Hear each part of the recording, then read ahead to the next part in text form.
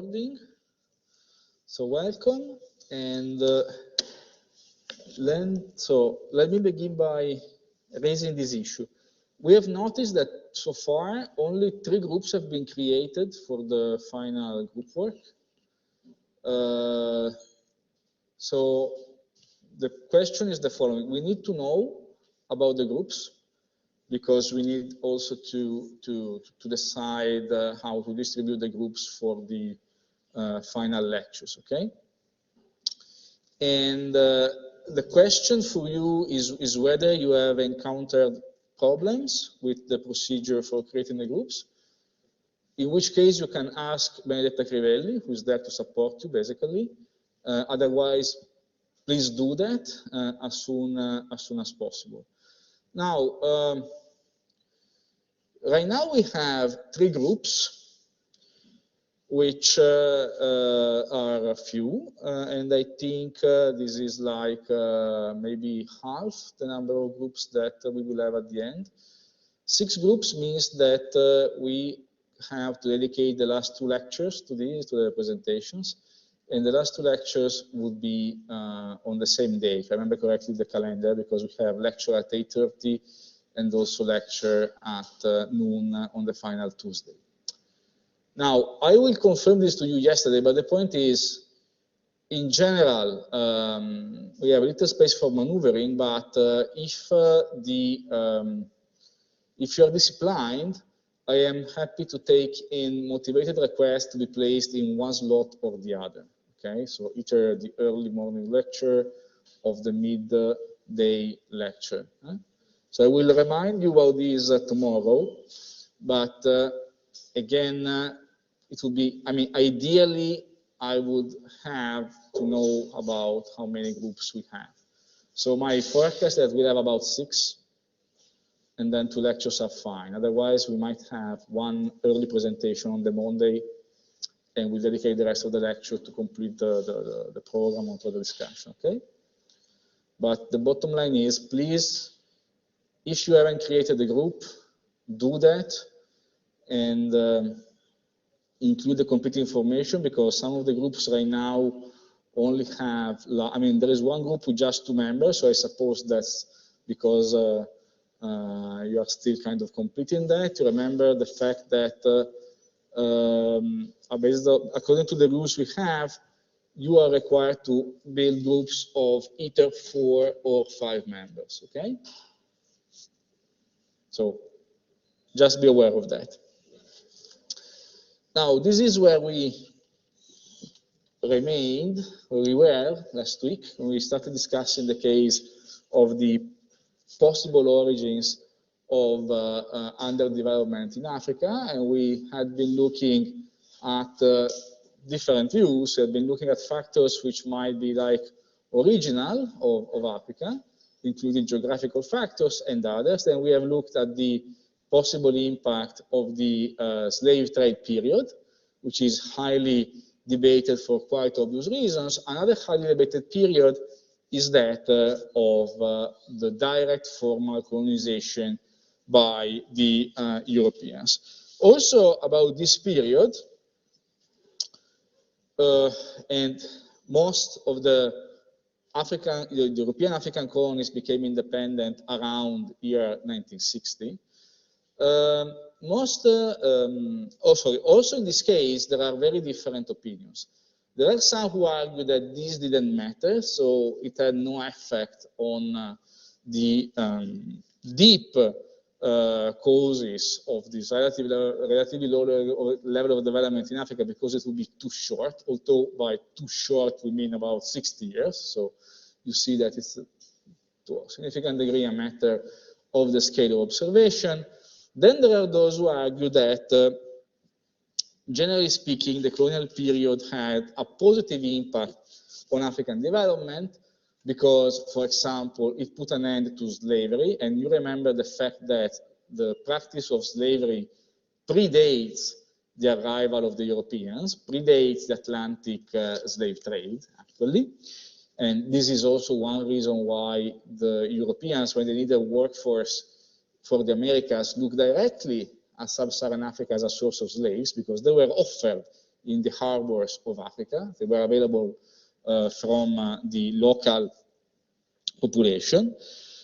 Also, there is the argument that the presence of the colonizers reduced inter-African wars, meaning wars between different ethnic groups within Africa, what is sometimes referred to as the colonial peace. So the colonizing powers imposed peace, generally speaking, or at least they reduced the extent of war.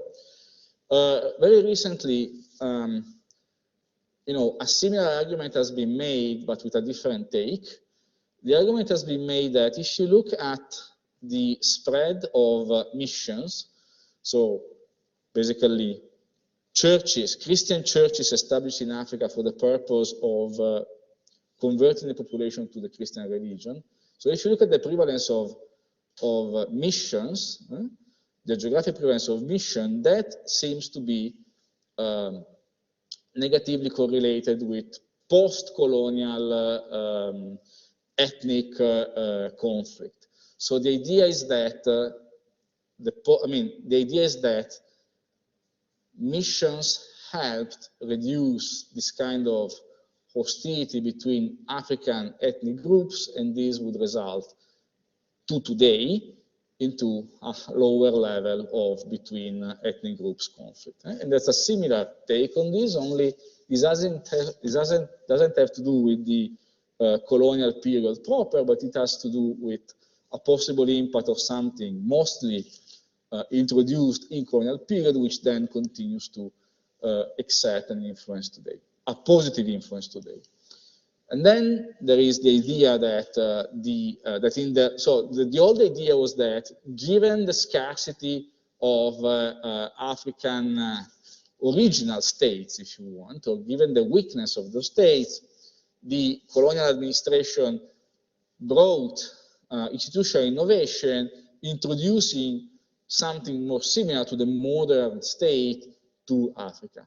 Now, here the problem is that we now know that, at least in certain areas, there were relatively strong states in Africa from early on, not only the usual suspects like the Kingdom of Ethiopia, which is particularly well known, but it is well known also because it was close to North Africa, so we had more information. Archaeology is kind of suggesting that, at least in certain areas, these polities were quite more capable than we used to think.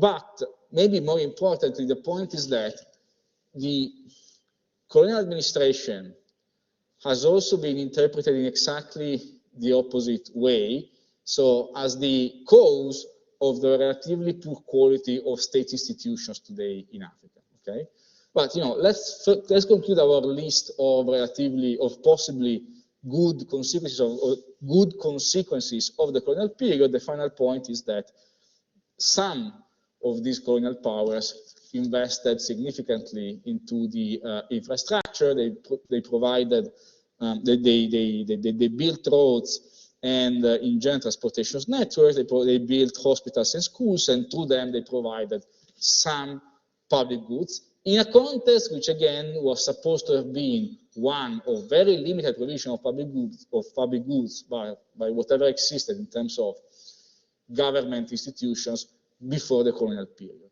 Okay. Now, of course, the problem here is that if you claim that the colonial period led to an increase in state capacity, you are making a statement which on principle might be correct, right? But which surely is also like politically difficult, because then the kind of objection you can get to this kind of statement is that you are basically assuming an implicitly Eurocentric attitude. So, the old idea that the Europeans were bringing civilization to other world areas, which by the way, is false, generally speaking. Okay.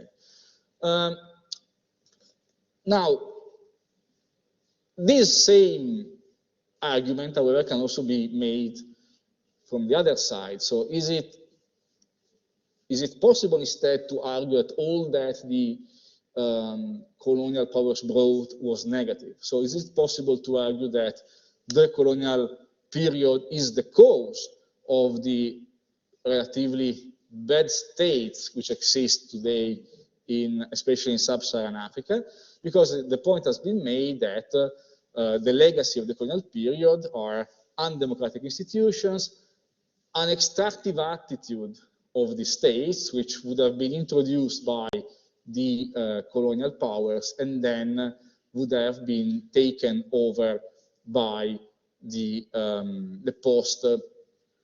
post-colonial governments. Kind of the opposite argument to that which I made with you last week when discussing the case, our recent article on the Aztec Empire, in which we basically were making the point that the Spanish could introduce a very extractive system because the Aztec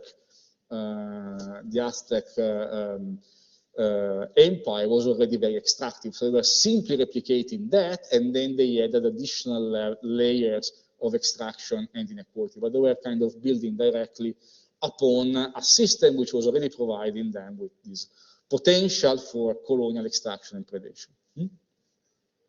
And from this point of view, the argument is similar to the one you would make for Africa when you said, okay, yes, in early modern times, the slave trade increased manifold because Europeans were demanding slaves to be exported to the Americas mostly, but not exclusively to the Americas. But at the same time, they could do that because the prevalence of slavery before the arrival of the Europeans was already particularly high in sub-Saharan Africa. Okay, so you see that the two things go in the same direction. In general, the point is which elements of continuity exist. Okay, and in fact, based on this, you could also come to argue that there are some relatively bad features of your average African polity, which are then made maybe worse by the colonizers, and then the independent states do not get rid of this whole legacy, right? For whatever reason. It might be because of some long-lasting cultural trait, or because it could be simply because of the political dynamics connected to the moment when they were given independence. And the two things have been argued for, by the way. Now, if we focus more on the negative effects of the colonial period, however, there is one particularly interesting variable, which is, one particularly interesting perspective, which is that of looking at the borders imposed by the Europeans on the states, because the borders of the post-colonial states were, generally speaking, the borders of the colonial period, the colonies in colonial times. And these borders did not match, in particular, did not match the ethnic borders, which you can easily see here. Okay, so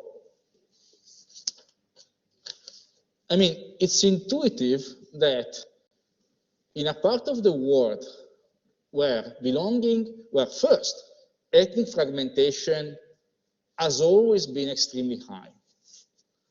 And if you remember this, it might have been worsened by the slave trade. So it might have been made worse by the slave trade, but it was very high to begin with, right? So in this context, you impose as an additional layer of complexity political borders which cut across ethnic divides, and then you can easily see how this might have been the harbinger of conflict in the subsequent decades. And what Michalopoulos and Papaioannou found was that partitioned ethnic groups are 85% more likely to experience civil war. And there is a whole family of articles which in different ways go back to this specific issue. So again, the ethnic fractionalization has been much studied, has become very popular, especially in the economics literature, including the part of that which looks at long-run dynamics. It tends to have a few problems. One problem which I will mention is that, generally speaking, what we know or what we use, or what some social scientists use, to look at the division of Africa between ethnic groups are ethnic atlases, which tend to be relatively old compared to today, right? So that's like you continue to look at these atlases from the 1950s, 1960s, as if they continue to tell us something about today.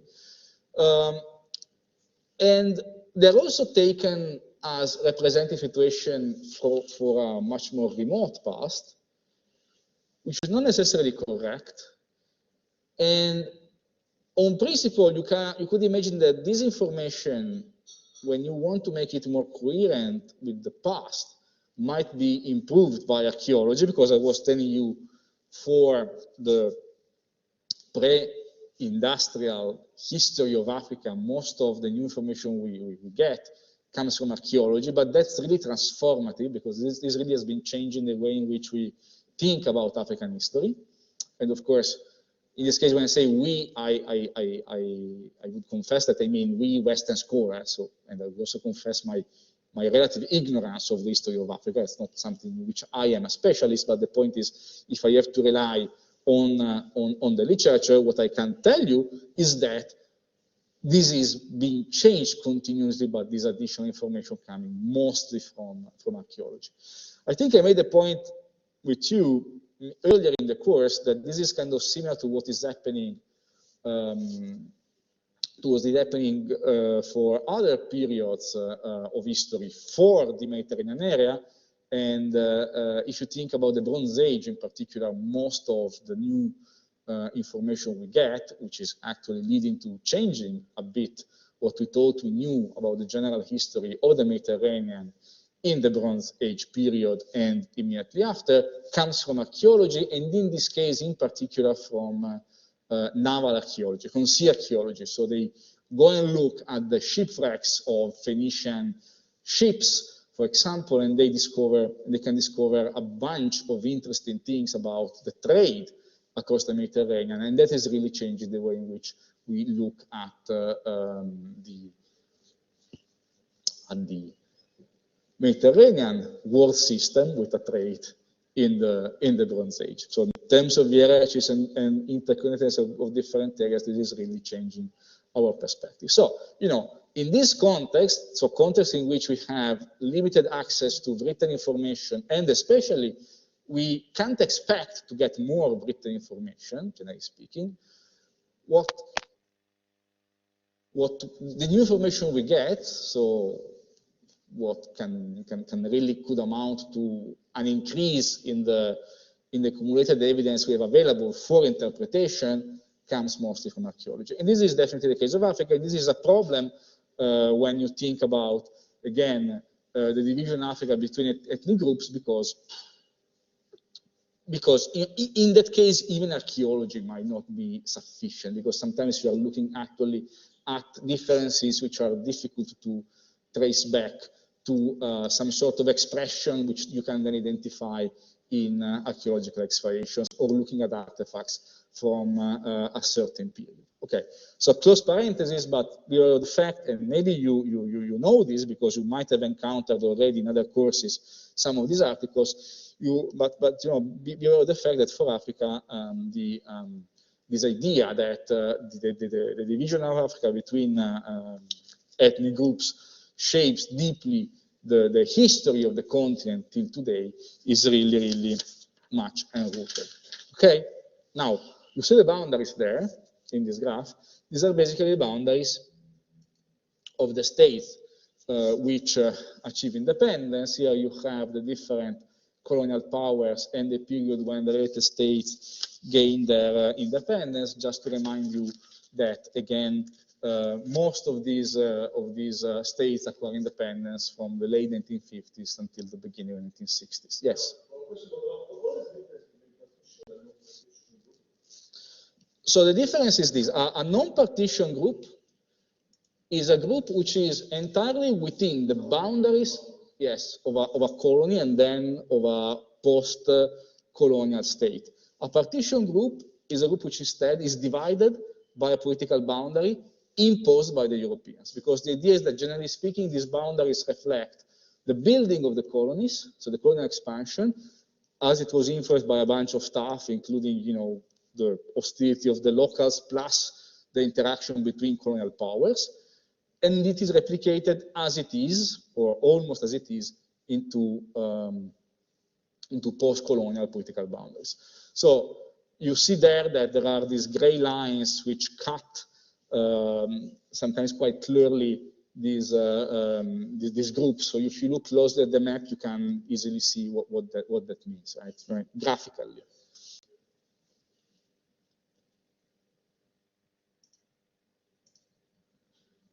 And of course, the mechanism through which this might lead to war changes, because you might have war aimed at the reunification of the group, because you say, okay, so this part of the state has a minority which is basically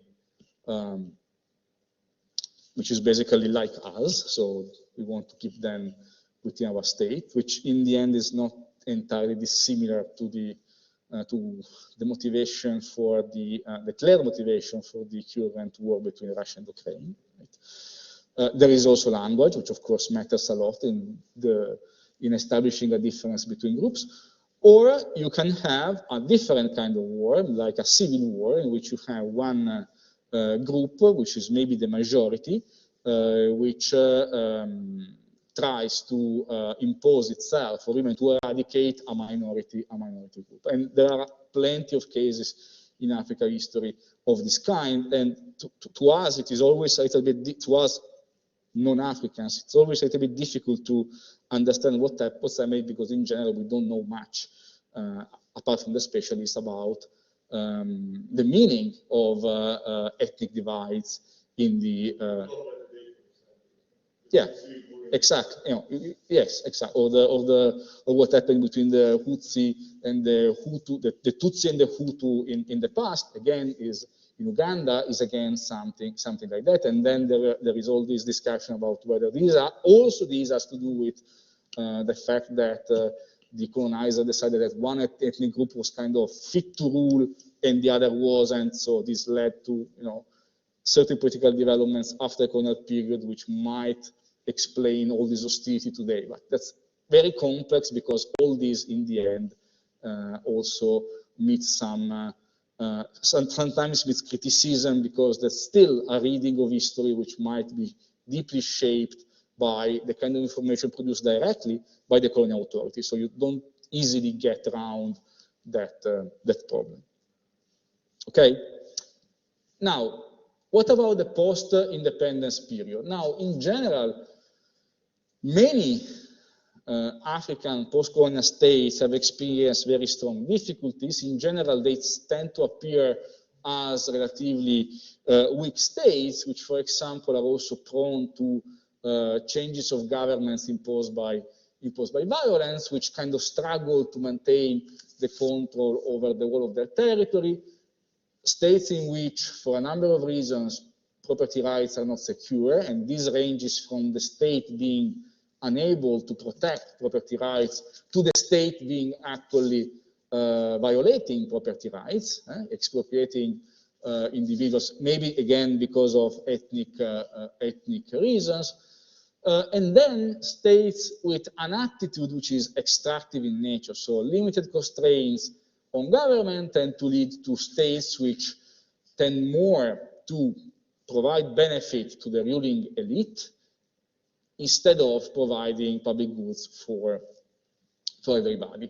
And this is basically the usual point. So the elites can decide to play a game of this kind, the same kind of game that, according to Acemoglu and his quarters, was played by the European colonizers in Latin America. So they maximize the size of their slice of the cake, so the surface might increase even if the overall size of the cake is declining, because they are only interested in what they get and not in the overall achievement. So a bigger slice of a smaller cake. But if that's the case, that also gives them power to remain in place. So they are maximizing their benefits, but they're also maximizing their access to resources compared to their population. And access to resources is something you need if you want to have political leverage, and also if you want to have the ability to control the others. And in general, persistence in this perspective has to do with the fact that there is somebody who benefits from this, not everybody, but somebody. That tends to be the ruling elites. And you see easily here how the idea that the post-colonial states might be rapacious, predating on the general population, it can easily be used to argue that the transition from the colonial to the post-colonial period was also something botched by the Europeans, because the Europeans put in power the wrong people. Maybe, I mean, the wrong people at the moment of independence. Maybe they're cronies, if you want. I'm making this a kind of extreme, right? But the point is, if you are, I mean, by arguing that the post-colonial states inherited the extractive nature of the pre-colonial states because the people put in power of the theoretically independent states were those who, while belonging to the native population, to the original population, not the European population, but the African one, were already profiting from the system in colonial times. And this would be a continuity in extraction and predation. And then, of course, you can add an extra layer, because then you could also argue that this was made in order to protect the interests of the ex-colonial power, which theoretically was leaving the colony, but in practice was trying to keep control over its resources. Basically a form of neo-colonialism, right, in time. Now, of course, this is a kind of process which you can easily imagine. So the mechanism in this case is pretty clear. It's a different method demonstrating that this was the case or not, okay? Because we know relatively little about the situation before the colonial period, and also because in these post-colonial states, the amount of information produced tends to be limited and of relatively bad quality. I will briefly talk to you later about an exercise we did for some post-French colonies, sorry, for some ex-French colonies, because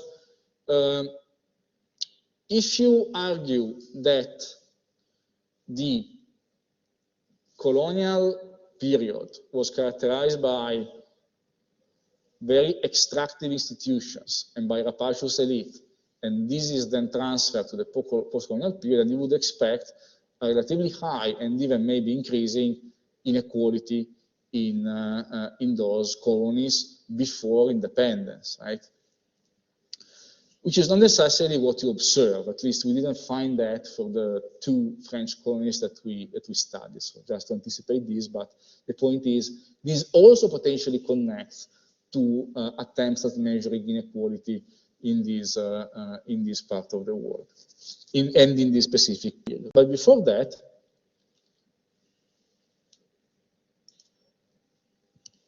that's just to reiterate that when we say that path dependence allows predatory institutions to survive in time, we are basically thinking along this line. So the point is, you have at moment T a certain uneven distribution of access to political institutions and resources. These lead to political power de jure, so that which is given to you by the formal law, and then if you have a political elite which rules the country, that's an elite which actually has a formal right to rule the country at moment T, but also, given that you have an uneven distribution of resources and access to the state, if you want, to the state institutions, you have a concentration of de facto political power. So beyond what in theory you are recognized by formal law, you also in practice can control power to a much greater degree. But if the original situation is one in which political power, sorry, political resources and economic resources are very evenly distributed, and maybe they are distributed in the same way, so they tend to be concentrated into the same hands, which, by the way, is a huge historical problem which we need to be studied in greater detail across societies, not only in Africa. Then the point is, there is no reason to expect that this is going to change at time t+1, because that's very concentration of de facto and the jure power will allow you to lead at time t+1, so in the subsequent period, will allow you to achieve in the subsequent period, again, a highly uneven distribution of what? Of political resources and of economic resources. Okay, so the point is, there is no way you can get out of this chain of transmission if you have a sufficient concentration of these two resources in the same hands, unless for external shocks, right? So something like the Black Death, something totally exogenous which comes and breaks the system because of whatever happens. So the kind of process which has been observed after Black Death, when it became relatively easy to enter the elite, simply because half the old elite had been destroyed, right? And everything was kind of reshuffling. Now, the point is this. This is a possible chain of transmission, and you can also argue that the colonial phase was a negative exogenous shock, so you can understand it in that way. And if you do this, you then can argue that the system was imposed from the outside. So you treat that as a shock and then say, okay, and this shock leads to the original concentration of economic and political resources, which then is transferred from the colonial to the post-colonial period. Problem is, what's the evidence there, right? Why this, instead of arguing that maybe the shock was the slave trade? You could also make this argument for the earlier period. So the Europeans arrive, the demand of slaves skyrockets, and that is a shock, which is external, because before that you didn't have Europeans, and that changes the game. Changes the game, leading, for example, to concentration of political and economic resources, because you needed to, to profit fully from the slave trade. If you are a member of the African elite, you need to kind of strengthen your control over the general population, and also you need maybe to have the means to reduce into slavery more individuals, either because you capture them by means of war, or, remember, because you introduce social innovations which lead more easily to people belonging to your polity to fall into slavery, because, for example, you decide that certain crimes are punished by enslavement, or that you can become a slave more easily for whatever other reason you might imagine. Okay. So, in theory, you can treat it in this way. The problem is always the evidence. Also, in this case, right now, it's very difficult to come to a final conclusion on the topic because we know too little. And again, the amount of information we have, even for 19th century Africa, continues to be much less than what we would like to have. As I mentioned, and I'll go back to this later, one possible dimension to look at is inequality, because inequality will give you at least hints about the nature of these polities, but the study of inequality in colonial Africa is really something which started, we have begun working on that relatively recently. So there are only a few states for which attempts have been made, and much of the research done in recent years remains a work in progress to this day.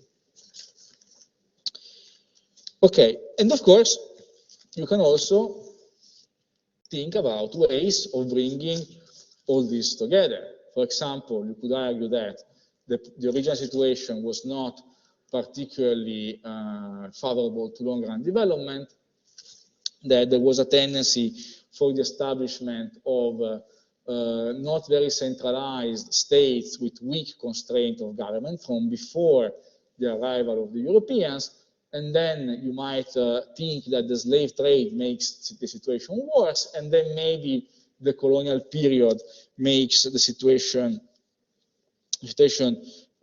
even worse, because it might have increased centralization, but without reducing the extractive character of institutions, and then you have the transition to post-colonial rule, which maybe, or maybe not, but maybe also because of bad decisions made by the colonial powers the moment they were given independence to these countries, did not lead to an interruption in the kind of chain of transmission of this predatory character of governments, which in the long run might not be something that really allows for improvements in terms of the conditions experienced by general population. Okay, so you can focus on specific explanations, you can look at different periods. I would reiterate the fact that I think it's very clear in this case, if you focus on a specific period and a specific set of possible factors, you give a potentially very different reading of African history, and in particular of the responsibility of the European colonial powers for current underdevelopment of Africa. Okay, so this is why all this is highly contentious and politically sensitive, if you want, and also this makes the world topic kind of more difficult to address. And this should not come as a surprise in this specific course, but a big problem you have is to do with the little information we have, right? And the information which we could have is of course greater than what we have, but still is strongly constrained by a relative scarcity of written sources. So again, especially if you, for colonial times, we have these colonial statistics for at least some states. There is something more, but it's pretty clear to those who have tried working on these parts of the world in the colonial period that there are strong constraints on what you can observe. So, even these attempts at producing estimates of inequality have to do with a lot of assumptions, especially when they try and move beyond a very simple division of the population between very, very, very broad categories. Archaeology might help for the earlier epochs, but it's still a kind of information which is very difficult to use. Now, I already explained why in this context it would be interesting to know which were the levels of inequality and of inequality extraction in the colonial period. And of course, this is interesting for understanding development in Africa, but it is also interesting for understanding whether the high levels of inequality which we observe in Africa today are kind of the consequence of what existed before. And in particular, where is the consequence of the colonial period or of something different? Now, as I told you, it's clear that Africa really stands out when you look at modern measures of inequality. So if you take the Gini index, the average Gini index for sub-Saharan African countries in 2015, it was 0.46 compared to the world average of 0.38. And the most unequal countries of the world are all clustered in sub-Saharan Africa, basically. So really, Africa stands out from this point of view. Now, is this the consequence of the past? Well, if you simply look at all the observations we have together, it is very difficult to say that, because there is no clear and obvious trend in the little information we have, and also because, I would say mostly because, the observation points for the colonial period are very, very, very, very few. which is why we thought it interesting to try and see what could be done for overcoming this limitation. Also considering that when we started working a bit on this topic, virtually all which was known related exclusively to some ex-British colonies. Well, in fact, the French colonial administration, in this map, the yellow and red areas were those ruled by the French Empire. The French colonial administration produced, from certain aspects, the best statistics for the African colonies. And the idea was to use these statistics for building social tables, which allowed us maybe to roughly estimate income inequality in this part of the world in the colonial period, and more importantly, to try and see what happened towards the end of the colonial period. So was inequality growing, maybe because the Europeans were strengthening their control over the states, or was instead maybe something different happening? And what we found was that inequality was declining in the last decades of colonial rules, which was interesting, but the reasons for this were kind of complex. Now, I'll be quick about this. So what's interesting here is that for Senegal, the Ivory Coast, and partly for Central African Republic, we kind of only worked on 1 year. We had this project to kind of expand that. But I already mentioned it in this course because that's kind of one example when if you calculate based on the estimates of per capita GDP we have and our estimates of income inequality, if you calculate the inequality extraction ratio, you get a value above 100%, which is impossible on principle. Although, in this case, it's reasonable because after the period we observe, I think that the table we have is for 1954, this was an area of Africa deeply affected by extremely severe famines, which is exactly what we would expect if you move above an inequality extraction level of 100%, okay? Because that means that part of the population does not have access to the basic necessities, does not have access to subsistence. So what's interesting, based on this, what's particularly interesting based on these colonial statistics is that it is possible to look at categories, some categories, but separately for the African population and for the European colonizers. Here you have one social table, that's one for Senegal in 1939. The upper part are the Africans, the bottom part are the Europeans. Again, take this as an example. If you use this to measure the income inequality in Senegal in 1939, and then you do this for other years and other areas, you get to this interesting picture. Now, you have the two lines are Senegal and the Ivory Coast. Remember that both these countries get independence in 1960. So these trends are strictly related to the colonial period, the late colonial period. And what you see here is that quite clearly for the Ivory Coast, and to some degree also for Senegal, inequality appears to have been declining from before independence. Okay? If you look at, I will show you later the inequality extraction ratio for the Ivory Coast. The levels of extraction were relatively high, but they were declining, and this is kind of interesting. Now, why was this happening? Well, interestingly, this was happening because the difference between the Europeans and the Africans was reducing, right? At least to a large degree, this was due to this. Now, if you look at the upper part, 1939 is the estimate to the right, and 1954, which is the last one we built, is the one to the left. And you have the ratio of European to African wages in Senegal, Ivory Coast, and the Ivory Coast, and you see that across time it was declining very, very significantly.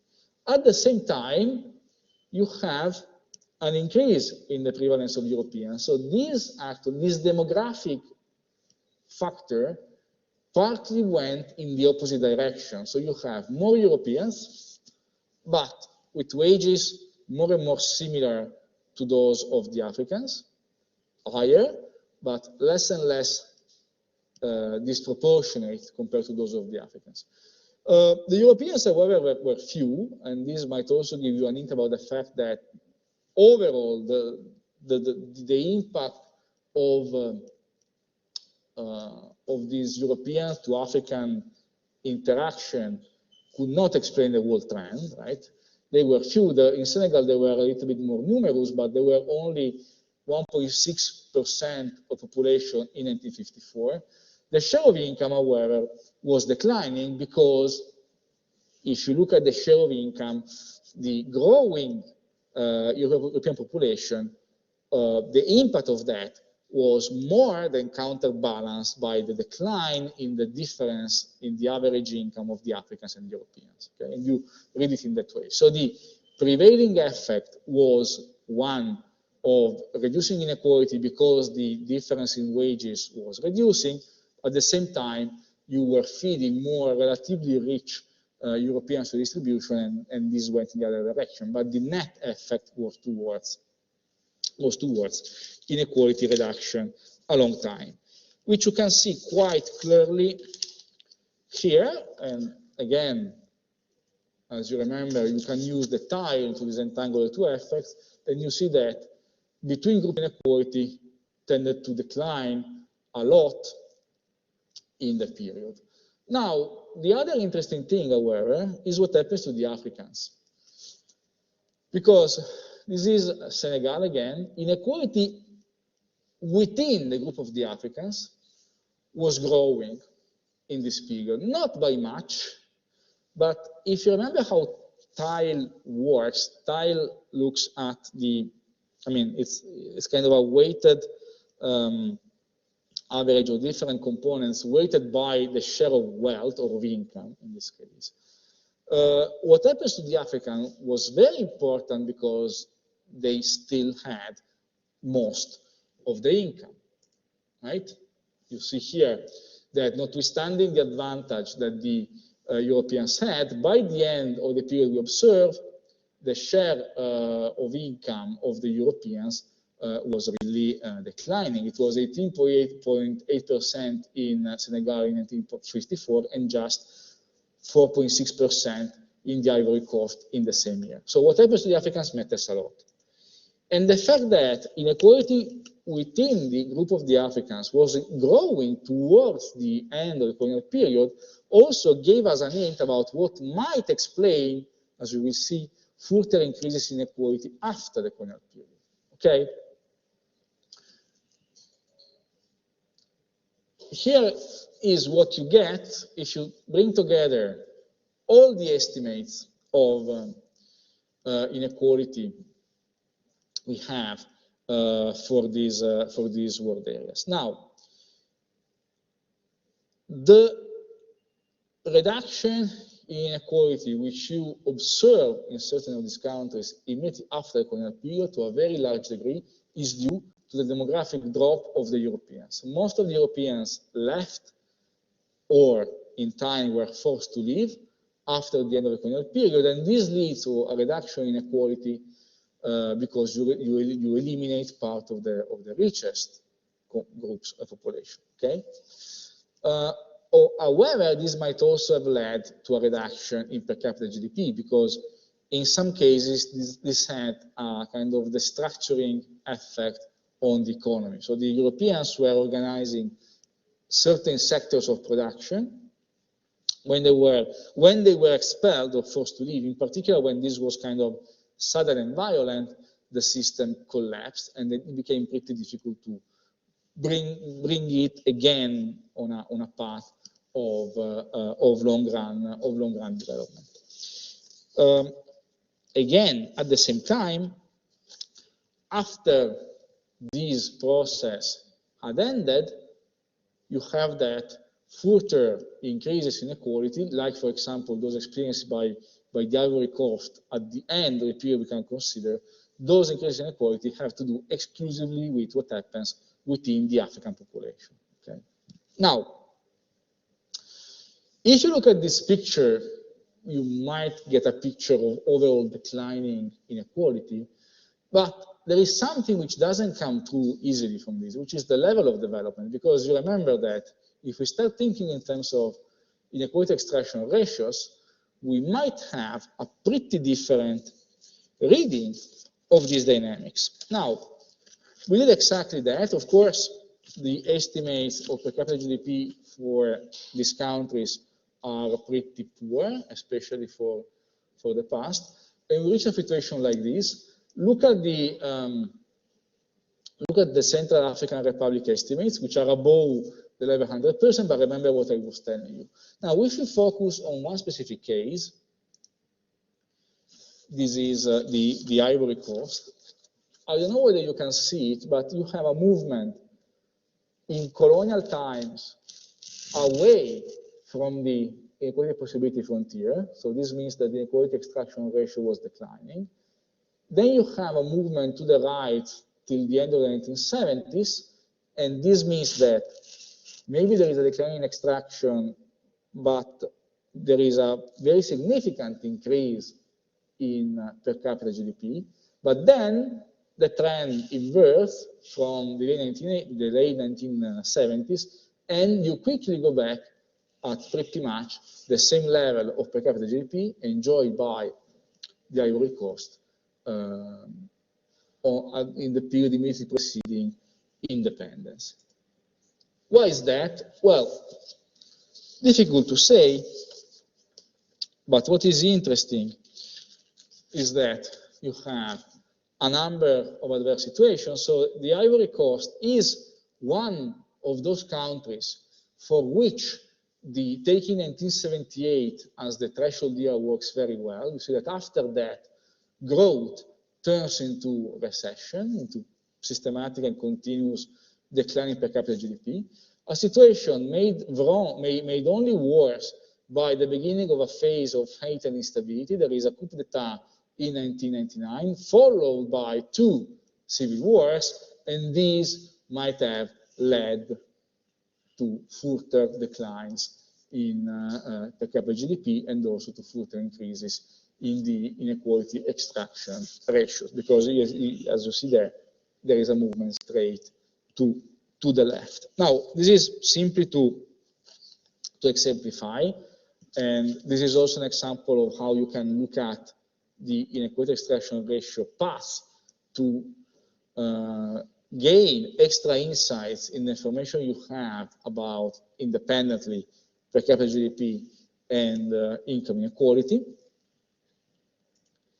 And what's the general conclusion? Well, that the interaction between the African and European population is quite important to explain inequality trends before the end of the colonial period, although there is no evidence that this interaction was leading to higher inequality, at least in the late colonial period. So actually something was maybe changing. We know from additional information and also looking at how the colonial powers behaved that for the decades before independence, there had been like a significant improvement in the, at least, in the main colonial empires, a significant improvement in the conditions of the local population, which were increasingly allowed to prosper as much as they could, given the context. Also, active discrimination against the locals had been declining. For example, in France, at a certain point, the whole system of forced labor, or corvée, is kind of abolished, and this frees the Africans from a number of requirements, which also had an impact upon their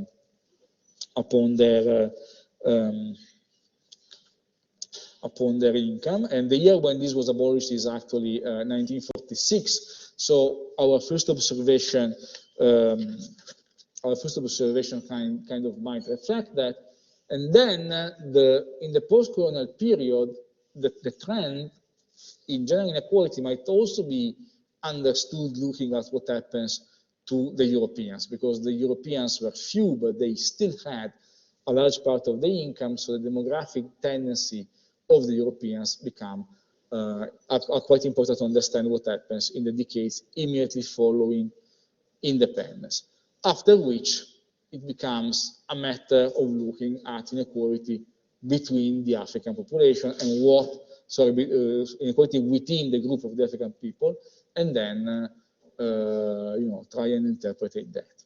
Okay, I've been a bit quick about this, but I wanted to use this mostly also as an example of how you can use social tables and the idea of the inequality extraction ratio to explore these dynamics, which, however, have to be interpreted in the light of the general context of each case. Otherwise, you would miss like some important bit. Do you have questions about all this discussion of Africa while I change the slides?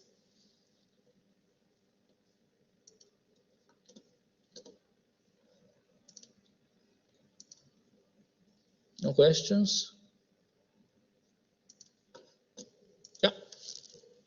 One thing about non-violent episode about the ethical conflicts between the tribes. I always wonder why Europeans, I cannot understand why Europeans wanted to divide in that way the country.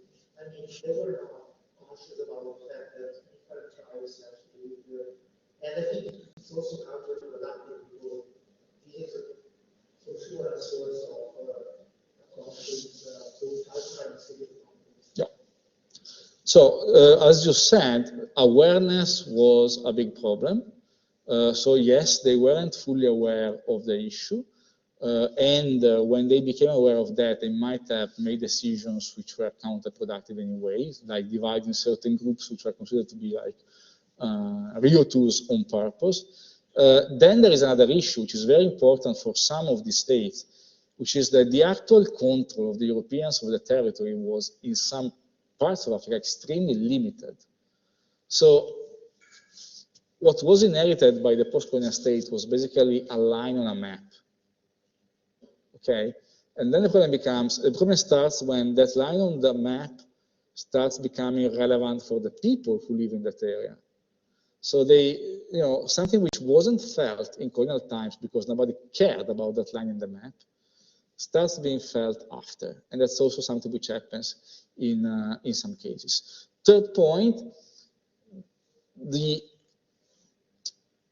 so to some degree, the building of the colonies was related to the dynamics of other colonial powers, and to some degree also to conflict between Africans and Europeans. So the way in which the empire was built in interaction with other empires, right? So in some cases, you have a rush to control certain areas, which doesn't look in the face of who is living there, also because the Europeans were quite racist regarding that, and they didn't consider at all an issue what the Africans might have preferred. So they did that when it became an issue for them, otherwise they were quite ready to divide tribes with their political boundaries because they were simply trying to grab as much of Africa as they could before somebody else did that, right? And you know that the main competition was that between the French and the British in this race for Africa. Then they kind of settled to a sort of an agreement, and they avoided going to war about the African colonies, which wasn't something that everybody would have bet on at the end of the 19th century, actually. And this didn't really contain that problem, but simply again introduced a new way of looking at these lines in the map, which then did not solve the issue of ethnic fractionalization, but on principle might have increased it further, right? But again, the actual control over certain territories was extremely limited, and then nobody was caring much about that where that line was drawn. But then things changed in some cases. It became highly relevant, and that led to conflict big time. To some degree, this is also a story of which relates to the Levant and the Middle East, when the Europeans also there sometimes drew boundaries which didn't have anything to do with the historical developments of those areas, but simply had to do with the building of the empire itself. Okay, with a huge underestimation of the possible future implications of this. So this is something which wasn't well understood at all, actually. Okay, now we can consider our consideration of the case of Africa conclude. So we have looked at it in some detail,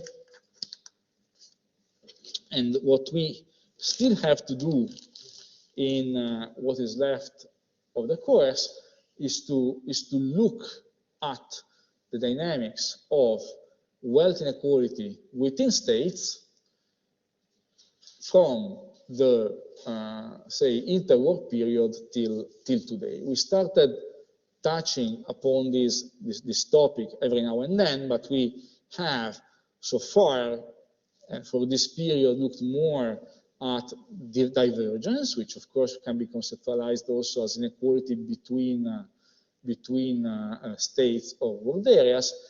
If we move instead at inequality within states, we start exploring another set of issues. So the first point, which is made by a significant amount of the literature, and which I think is pretty relevant to our understanding of this, is that if you look at Western states, and if you take as an indicator of overall inequality the wealth share, in this case, of the richest 1%, remember from the first part of the course that there are two reasons for looking at top income or top wealth shares.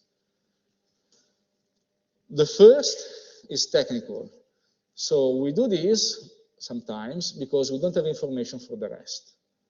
So what happens at the top tends to be easier to reconstruct, even hypothetically, based on the available information.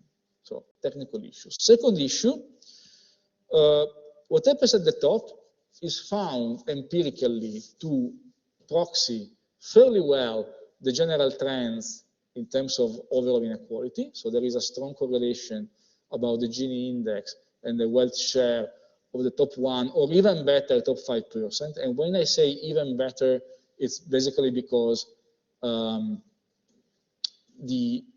what happens with top 5% tends to be more stable and depend less on what happens to some specific very small groups or even just individuals. And there are cases like that of Sweden today in which everything depends on how you conceptualize the wealth of I think the Cs now, the founder of IKEA. And depending on whether you consider as his wealth what he put into foundations, you have a vastly different estimates of the wealth share, of the top wealth share in Sweden, for example. So it's one individual which basically changes entirely the estimation for that country. And so again, empirically, what happens at the top tends to shape what happens across society, but also this is a metric which is very easy to communicate. So if you want to disseminate your findings across society, talking about the 1%ers or the wealth share of the richest 5% population is much more immediate than saying the Gini index changes from 0.51 to 0.513. Okay. It requires, although the Gini index is the measure most commonly used scientifically for this, it's still more complex to explain to the general population. And as I told you, again, in the first part of the course, to me, the best way of using these measures, these metrics, which are closely connected, is to present both the Gini index and the relevant percentiles. In that way, you also solve the problem of, of hiding some significant changes in distribution behind a single number, because you can have the same Gini index generated by very different distributions. Okay, close parenthesis. Now, these are the 1%ers in a specific subgroup of not of Western countries, but of rich countries. So this is a group of countries which are in the same cluster. So you can also include Germany, Japan in these estimates. These are OECD countries, in fact. Now, here you have English-speaking countries, so you have United States, you have United Kingdom, Australia, and Canada. Now, this curve, and the dates here are 1910 to 2010, as you see, has a pretty clear U shape. So, you have, as you already seen in this course, inequality reduction from, and this is income, by the way, equality reduction, but I showed you the data for what we have for wealth, and the picture is similar, the trends are similar. Inequality reduction from World War I till the end of World War II and beyond, right? And then an inversion of the trend from the mid-1970s, or from the end of the 1970s. So U-shape.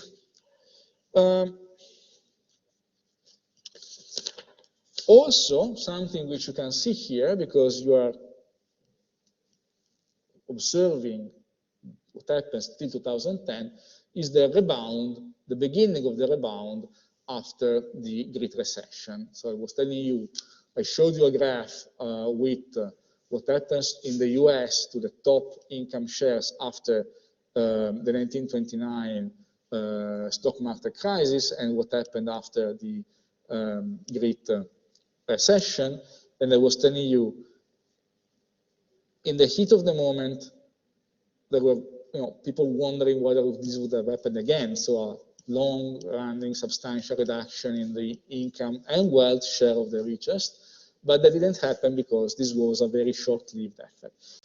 Again, I'm taking this graph from Alvarado, Atkinson, Piketty, and Sae. If you continue the graph in 2020 or 21, you would even more clearly see that this was a really short-lived reduction in the incomes of the top, okay?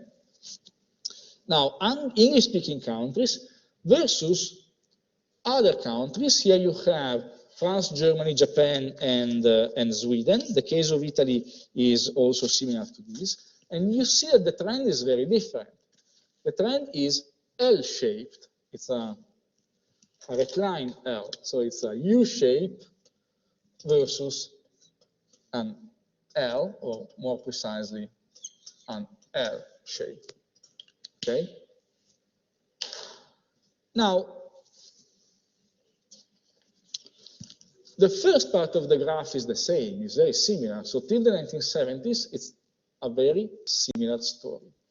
The difference here lies in what happens from 1970s on, with the income share of the richest remaining relatively stable, or at least growing less in these countries compared to the English-speaking countries. And then the point is, what can we use to explain this? Because these are all OECD countries. These are all developed countries. These are countries which experience pretty much the same technological change across the period. You remember that Japan is the, well, you remember, or maybe you know on your own, that Japan is the only Asian country which goes through the Industrial Revolution from the second half of the 19th century. So it joins the group of the latecomers to the Industrial Revolution, which include also countries like Italy and Germany, by the way. They are the first comers. Basically, that's Great Britain, plus in continental Europe, Belgium, and then some countries, like the United States, start industrializing already from the first half of the 19th century, and then this bunch of countries joins the group only from the second half of the 19th century. And Japan is the only Asian country which manages to join the group by the second half of the 19th century. And it actually imitates on purpose the European powers. So imposes a top-down industrialization looking at Europe as the model. And then also Japan is fully into this group of countries experiencing this common conditions, so similar technological change, and also, on average, a very similar rate of economic growth. Institutions are, again, pretty similar. In the case of Japan, this is clearly the case from the second post-war period, when the Americans imposed on defeated Japan institutions which are basically modeled upon the Western model, right? So, institutions are similar, technology is similar, and also average rates of economic growth are similar. So what is leading to this? Well, this is highly debated, of course, and there is much which is debated here. There are also people who debate the metrics, so the estimates themselves. Although I think that we are converging towards an agreement that this is the picture that we have to discuss. There is kind of more an agreement for this than for what is happening in the last 10 years, for obvious reasons, because what is close to us is more political. So different estimates also serve like different political narratives, and this makes everything more complicated. But in terms of explanation, this remains complex. One possibility is that this has to do with this difference between English-speaking countries and other countries, and what generates the difference between a U and an L path is what happens to fiscal systems. Because we see that looking at the progressive structure of fiscal systems, there was a more clear reduction in progressiveness in English-speaking countries compared to the other countries.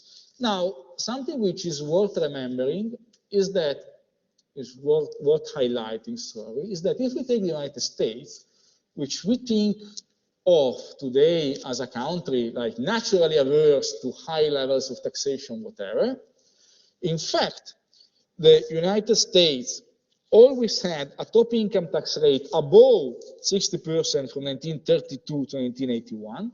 1932, this was introduced as part of Roosevelt's New Deal. And in that moment, the United States, there was kind of an agreement on some basic things. One was that it was important to protect the correct functioning of the American political system, to reduce the power of the wealth industrial complex, in the sense that the emergence of extremely large companies and extremely wealthy individuals was perceived across the political system as a threat to the political system itself. And in the crisis which develops from the 1920s, there is also kind of the political consensus building towards taxing more the rich in order to make them contribute more to the crisis, which is also something that the rich themselves, in general, in the US, agreed with. So they were aware of the fact that they needed to contribute more because the situation was difficult for the collectivity. So this isn't something which changed, causing social conflict in the US, right? And this was quite normal for the United States. Now, if you think about other countries, Italy, for example, had in 1975 a top marginal income tax rate of 72%, today it's 43%, right? And just so that you are aware of this, in pretty much the same period as when the top rates were so high, the fiscal system was also very complex. So, for example, in Italy in 1975, there were 32 different brackets. So there were 32 different levels of income, each with its own rate. Today in Italy there are 5, and there is discussion about reducing them to 4, or even go towards an almost flat tax, which on principle would be like 1 bracket, but in practice would be 1 bracket plus a total exemption area, so it will be 2, like 0% and something. Okay, so there has been a shift towards systems which are much simpler in nature. And interestingly, one reason for changing this is exactly to move towards a simpler fiscal system, which is considered to be kind of less distorting. But this is also, according to some, the outcome significant, I mean, to a significant degree, also the outcome of some ideological shifts.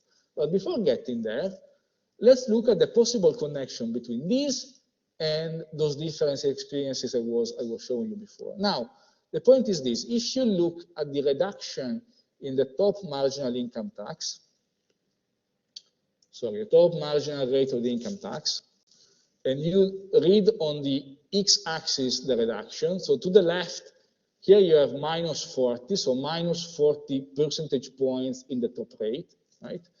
And then the vertical red line is that after which you would have an increase, and basically there are no countries there. There are only a couple which do not experience any change from 1960 till 2010. So the relationship is between that and the change in the share of the top 1%. So what this graph tells you is that there is kind of a negative correlation, because the United States and the UK, which are the countries that stand out for having experienced the largest cuts in the top marginal rate of the personal income tax, are also those where you have the largest increase in the share of the richest 1%. And then the correlation is kind of quite clear. Now, in the United States, the reduction was by 47 percentage points. And this in the top rate of the personal income tax, and this went hand in hand with an increase of 10 percentage points in the income share of the richest 1%, which is huge, right? Which is huge. Now, why is this?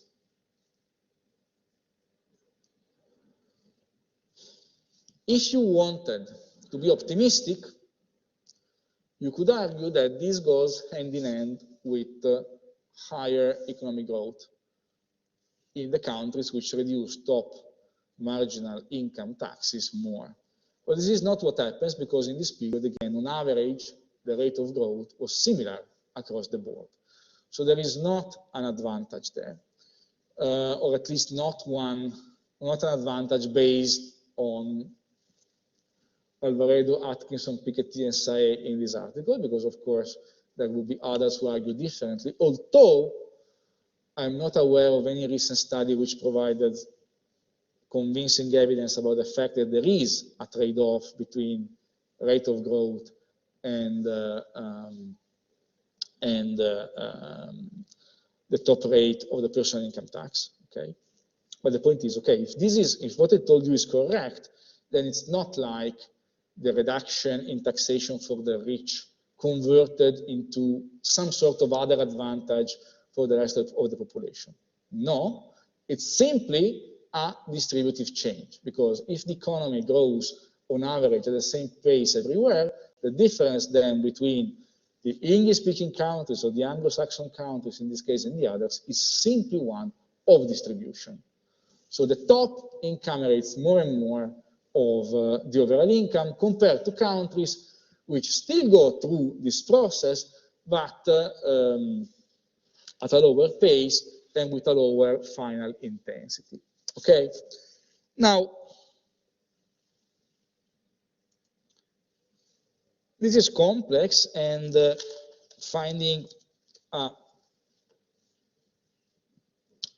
an explanation which will convince everybody is difficult. Again, also because of the political implications of this, and we will go back to that soon enough. But how could this, I mean, why could this have happened? Now, the point is this. Because we are looking at pre-tax inequality in this case. The point is this. It is possible that the change in the top marginal rates of the income tax led to different incentives within companies. One possible explanation for the mechanism here is this. So you have that individuals within companies develop a greater incentive to bargain for higher wages. Why is that? Because if the marginal income tax is like if the highest marginal rate of the personal income tax is like 73%, this means that if you earn an additional euro, you're going to pay 73 cents in taxes. So why should you actually bargain strongly for that? You might bargain for other things, like for more free time, for example. But if this goes down to, say, 30 or 35%, then you have much stronger incentive to bargain for high wages. Okay? And this might be what has happened, but the point is there is no evidence whatsoever that this bargaining led also to greater productivity on the top, on the part of those who were the beneficiary of these increases in wages. And the reason why there is not an increase in productivity, apparently, I mean, the evidence for that could be exactly the fact that the countries where this happens do not experience quicker rates of economic growth on average. Okay, so again, this is only a distributive process. Now, the beginning of this process is also an ideological shift away from high levels of taxation. I might have already mentioned this to you, but the moment when this changes is the moment when Ronald Reagan becomes president of the United States and he embraces a low tax ideology. In the United Kingdom, the same path is taken by Margaret Thatcher. And this is the moment when low taxes and low progressiveness become part of the political discourse of center-right parties in the West. Because before that, everybody, both at the right and at the left, was in favor of relatively high levels of taxation and of redistribution. Right? The building of the European welfare state system the European welfare state system was built in that way, with a political consensus in favor of the state providing more services, so the state being larger and larger compared to the whole of the economy, taxation being relatively high, redistribution being substantial, and so forth and so on. The shift is started by Reagan, and then Thatcher follows, and then this spreads and continues to spread, by the way, across countries. And this, whatever you think about this, this is kind of the explanation of the origin of this change. Now, again, whatever you think about this, the evidence which these authors provide does not allow to argue that this went in hand with quicker economic growth. So there is no freeing of economic forces because you make the people free from taxation, at least not one which can be observed at a macro level using this kind of data. But this continues to be exactly the contentious issue, right? Politically, this and a bunch of other side questions. Okay, I think that it will make sense to stop here and then to resume our discussion tomorrow from this other graph. So do you have questions? We have time for a couple of questions if you want. Remember to register to record your attendance. Now, if some among you, especially the students listening from home, have connected late, I was asking everybody, or at least those who are taking this course as attending students and then have to do the final group work, I was asking everybody to create the groups in Blackboard, because we need to know how many groups there are, and I would like to come to you with a program for that. Okay. So Clara, yes. Can you hear me? Yes. Yes, perfect. Thank you, Professor. Just a question actually about this. I think that on Blackboard, there are basically two different sections to register for the group work. And with my group mates, we were a bit confused as to whether we registered for the right one and if we intend the same thing as we do, because there is basically a menu on the left that proposes to register for different groups. And then like there is another thing for which we registered and we can see our group number, but we were just puzzled between the two different options. Okay, I understood little because of the audio in the room, which is why in general I'm asking students not to write their question here. So based on what I understood, which is very incomplete, I mean, in terms of time, you can have a bit more time, but we need to know to make a program. And we don't have lectures next week, I think, because of Easter. So, but I would say that by when we meet on April, okay, thank you. On April 26, I would like to have the program or the presentations fixed. Again, if you know that, and I would use, generally speaking, the last two lectures, if you know that one of them doesn't work, and if you have good reasons for that, let me know. But if I get too many requests, I will be unable to accommodate them. So only if, for example, some student has a similar commitment in another course, right, then ask me to be in the 8:30 slot instead of the 12:10 slot. Okay, and now, yes, and the second part of the answer is about that. If you have that kind of issue, so Clara writes, there are two different sections on Blackboard to register. If you're confused, as I said in class, please ask the teaching assistant, which is Benedetta Crivelli, because she's the one who is supposed to provide you help with that, okay? If you are unsure, write her. I'm asking this question to you because yesterday she mentioned to me the fact that it appeared that only 3 groups were created, so it might be that she was looking only at one section. Now we have, yes, I see it. Okay. Yeah, so Umberto Damiani, along the same lines, I don't know why that's the case, and that's exactly the same point. So I could also send everybody, so I could double check with her and send everybody an announcement about this, okay? So I will, and through the system. While there is a question by Davide Sette, if it's possible to have an exam vision online. No, that's not possible, but I was going to answer to you later, and I will give you a detailed feedback on your specific exam by email, basically. Okay?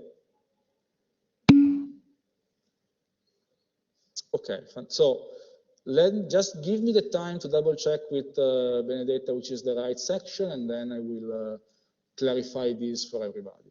But if that's the problem, then the problem basically is solved, because then you can very easily arrange this. Okay. Again, by April 25, say, or yeah, let's say by April 24.